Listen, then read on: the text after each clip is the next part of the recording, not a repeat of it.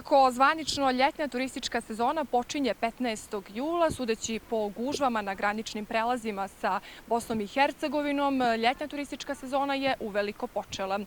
Gužve na graničnim prelazima, pitamo danas vozače da li su se naoružali strpljenjem i koliko čekaju dugo na graničnim prelazima pri ulasku u Bosnu i Hercegovinu.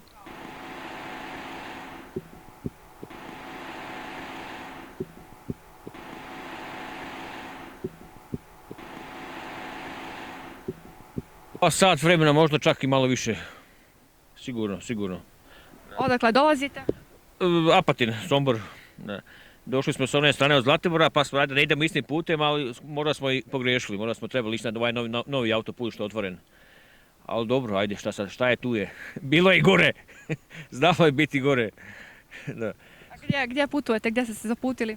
Pa ićemo tu malo u Trebinje, pa ćemo ići malo, vjerojatno do Bijeljine, pa gore Novi Sad i onda Sombor, malo duže, ali polako. Samo da pređemo ovo. Pa evo na povratku smo sa ljetovanja, 1 sat, možda malo jači, ali tu je negdje, oko sat vremena, na ovom graničnom prijelazu između Crne Gore i Bosne i Hercegovine. Naoružali ste se strpljenjem? Pa kako je svima, tako i nama.